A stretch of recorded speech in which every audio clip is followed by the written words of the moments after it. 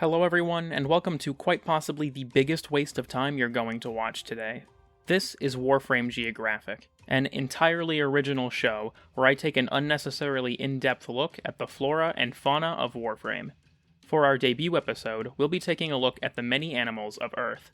I would like to clarify though that for the sake of this video, fish are not considered animals. They're a broad enough category that I want to give them their own episode, so for now, we're going to sorta separate them off into their own group. Also, I'm not going to cover anything domesticated. No companions, no Grineer animals, nothing like that. There are several animals that exist in lore only, and I will touch on those at the end. Now, a lot of what we'll be discussing today directly relates to the conservation system, so I do want to give it a quick highlight here. Skip to the timestamp on screen if you already know how this system works or just don't care. Put simply, conservation, or track and trank, is a system that allows you to hunt down and kidnap innocent animals. You find a trail start point somewhere on either the plains, vallis, or drift, follow the footprints to a call point, and then summon the animal by mimicking its cry with an echo lure. Echo lures are specific to each animal and can be used to make some of the most ungodly sounds known to man. You can control the pitch of the call, so of course I asked Swinardian to try and make a song out of one. He said no, so I guess I'll just have to do it myself.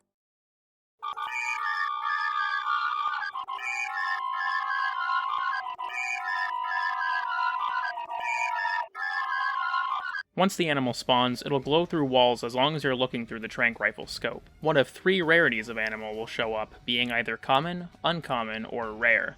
Regardless of what tier you get, shoot it with the trank rifle, or a sleep arrow if you're not a fucking scrub, and then send it off Phantom Pain style. Each planet has a conservation vendor, and on Earth you hand these animals off to Master Tisanai, who then hands them off to the business, who then turns them into Gucci products. Alternatively, if you don't want these poor critters to be turned into jackets, you can always take up the equally noble practice of hunting. A little overzealous there, Tenno. Got all that? Awesome. Now immediately shelve it for a minute, because none of that applies to the first animal we'll be talking about. First up, we'll be talking about the feral Kubrow. Native to the forests of Earth, these ugly bastards are a direct result of the Orokin Empire's collapse.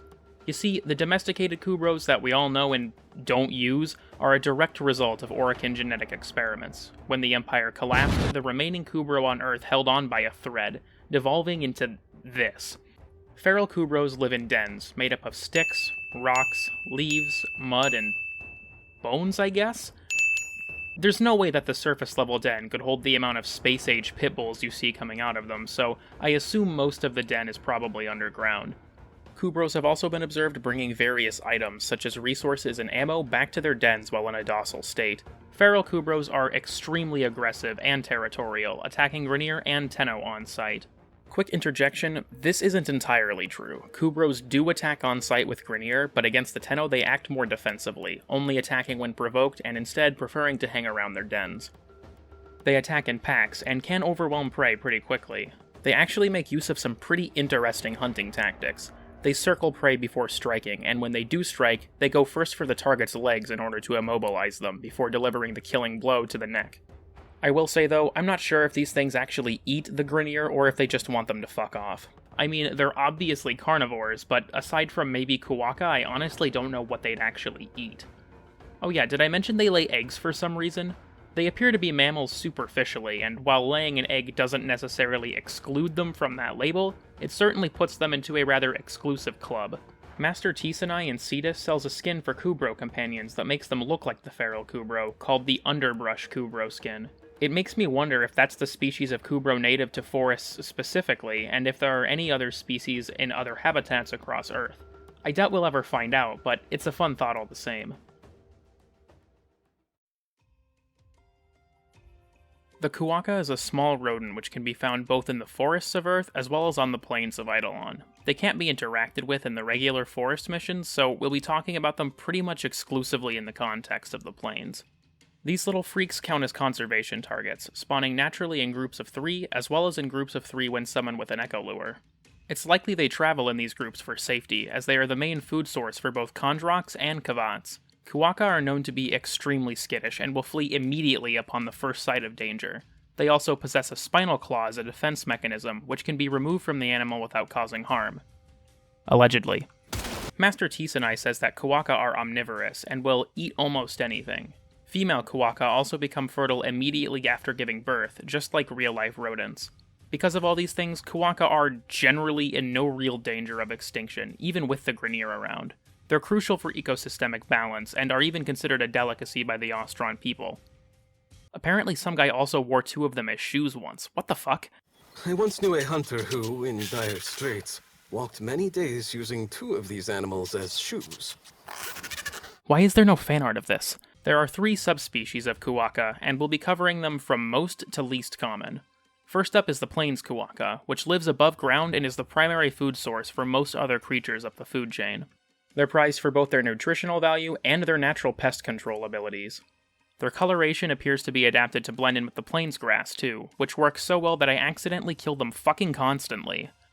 The Ashen Kuaka is a subspecies that lives primarily underground, being averse to light.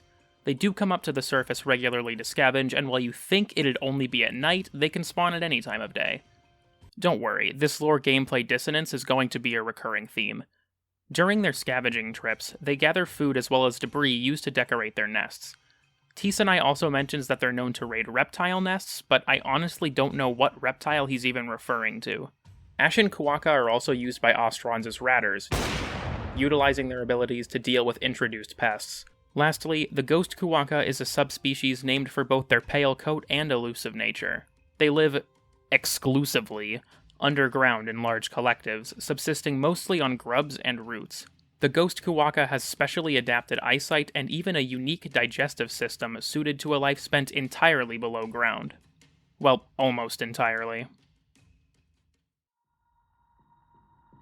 Condrocs can also be seen in both Earth's forests as well as on the plains. They spawn naturally in groups of 3 and are essentially Warframe's equivalent to real-life vultures. They're carrion birds, meaning that they typically consume the flesh of dead animals, which helps prevent the spread of disease. They do occasionally hunt Kuaka, though. They live in hunting groups called committees, and likewise have no subspecies, instead being identified by their role in said committee. As the name implies, the common Condroc is, well, the most common kind of Condroc. Their feathers are prized by Ostrons as they're used for fletching on arrows, but other than that, there's really not much interesting here aside from the broad Condroc stuff, so let's move on. The Rogue Condroc is a Condroc that has abandoned its committee. These Condrocs are active hunters and disrupt the local ecosystem by destroying Kuaka and Mergoo nests. Basically, Sigma shit. Also, despite being solo hunters, they can still spawn naturally in groups of 3, because why the fuck not? Emperor Condrocs are the rarest of them all, being the heads of multiple committees. They usually travel with an Aerie, and likewise it is extremely rare to encounter them by themselves. Unless you use a pheromone synthesizer, fucking dumbass falls for it every time. The name is a bit misleading, as despite the Emperor Condroc title, both male and female Condrocs can assume the role. I do wonder though, how does a Condroc become an Emperor? They appear visually distinct, so it may be an almost royal bloodline sort of thing, but they could also be appointed in some sort of selection process. I don't know, but this is a fictional bird in a fucking video game, so I really shouldn't think about it too hard. The Mergoo is probably the strangest creature we're going to talk about today. It's a cross between avian and reptile, having 4 limbs in addition to 2 rear wings. They're typically found in coastal regions and along bodies of water. Apparently, Mergoo flocks can also starve out other creatures, which means their population needs culling from time to time. They're carnivores, feeding on smaller creatures with great speed and precision. Coastal Mergoo are, as the name suggests, found on the ocean coast. I imagine the bright camouflage would make it hard for fish to spot them against a bright sky, but I don't know. Honestly, I'm not even qualified to make this video. Coastal Mergoo feed mostly on small fish, and screech whenever they see a marine predator. Because of this, they are held in high regard by Ostron fishermen, and killing one is considered very bad luck. The woodland Mergoo is, shockingly, usually found in wooded areas, hunting small insects as opposed to fish. They often seek out anthills and grub colonies, so Ostron hunters find them to be very useful. Their dark green color supposedly helps them blend in, but like, most of the trees on the plains are yellow? I don't know, man. The Splendid Mergoo is basically Mergoo EX. They jack the ridiculous look up to 11 by having a bizarre color palette, which has caused the Grineer to hunt them to near extinction. I don't know if they hunt them because they value their plumage or if they just think they look fucking stupid. Then again, the Splendid Mergoo is also highly social, so I imagine their trusting nature, along with absolutely zero camouflage, has done them no favors. Splendid Mergoo are also known to interbreed with other Mergoo species, contributing to their rarity. Wait, what? I thought that species were distinct when they couldn't interbreed. I mean, the coastal and woodland Mergoo are obviously distinct, both visually and in habitat, so if the Splendid Mergoo can breed with both, does that mean that they could breed with each other? Or is the Splendid Mergoo like some genetic freak that can operate as a halfway point? Why the fuck am I even making this video? Our last in-game Earth critter that we'll be covering today is the Vasca Kavat. These are some form of wild Kavat infected with the Vasca virus. This virus makes the Kavat crave blood in order to transmit the infection, which is done through saliva. As such, they are an extremely destructive, invasive species, attacking other creatures relentlessly and on sight. The Vasca virus also alters the physiology of the Kavat, progressing in stages, which appear as the in-game rarities. If controlled from conception, Vasca can be trained and domesticated, but such is not possible with a wild specimen. They spawn naturally in groups of 2 to 4 and can only appear at night, as the virus is sensitive to light. Wait, what the fuck? How is a virus sensitive to light? You know what? Fuck it, moving on. The Ostia Kavat is the earliest stage of the virus that we see on the plains. Physical changes begin, such as the bat-like ears and the large fangs. The craving for blood begins here too, but the rapid changes in the physiology of the Kavat leaves them weak. I'd like to point out that I say these are the earliest stage we encounter because of the fact that there does appear to be a stage where the virus is dormant, and your companion Kavat can actually be infected with it by coming into contact with a Vasca. The Ostrons have a remedy for this called... Yeah, I'm not fucking saying that, we're just gonna use the gear name. The Vasca curative can cure the virus in a companion Kavat, but doesn't protect against future infections. You also can't use it on the wild ones at all. The Bow Kavat is the next stage of infection. The Kavat has become accustomed to the physical changes brought on by the virus and is now no longer weak. I am not weak! As such, they are more proficient hunters than the Ostia, and a lot more dangerous. As the virus progresses, it becomes harder and harder to cure the infected Kavats. The final and most advanced stage of the virus brings us the Nephil Kavat. They exist only to spread the virus, developing an endless hunger for blood, which is now the only thing that they can even digest. The physical changes from the virus are so advanced that while curing the Kavat is possible, it is extremely difficult. Well, that's Tis and I's problem now. Before we close out this video, I do want to talk about some animals that appear only in the game's lore. As you might expect, we don't have a lot of these animals, and we don't know a lot about them either. For today's episode, we only have 2 entirely unique ones. That I know of. The first is the Sumadani, which is a marsupial found in the lowlands around the plains. They feed on the peka nut and excrete a fine paste, which is used to make an Ostron liquor called daku. There are actually real-life analogues of this, like some kinds of coffee. The second is the Vobi, which is a sort of sci-fi cow that the Ostrons use for both their meat and their milk. This milk is often turned into a butter, very creatively named Vobi butter, which is used in Ostron cuisine. Namely, it's used to make harpu, which is a variant of chimur tea with the butter added to it. Apparently the Vobi is also hunted by feral Kubrows, though I'm not sure if this means that Kubrows are present near the plains, or if the Vobi hang out around Earth's forests. You can hear barking around Cetus, but those may just be imported. I also do want to mention that in the Plains Animals fragment entry, they show a picture of a feral Kavat not too dissimilar from the ones in the derelicts. While we never see these out in the plains in-game, it would make sense as the Vasca virus needs some non-infected Kavats in order to propagate itself. There's also a child in Cetus who mentions owning a black and white Kavat named Wunacht, whose description matches the one in the fragment concept art.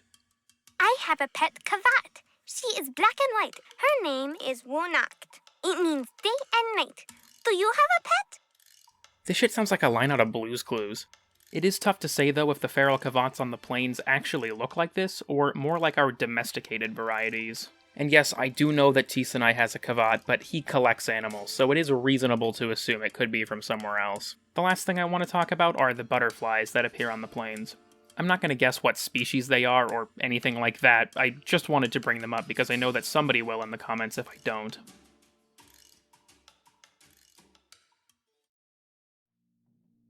And that's it for today's episode. If you enjoyed, make sure to like, comment, subscribe, ring the bell, dislike, I don't know, maybe go outside for a change. In the event that you don't want to do the last one, I also have a Discord server, which you can join if you want to suffer severe brain damage. Okay, real talk though, let me know in the comments if this series is actually worth continuing. I'm curious to see how all of you feel about content that's more uselessly informative and hopefully comedic at the same time. Anyways, with that, thank you for watching, and I'll see you all when we visit Venus in episode 2.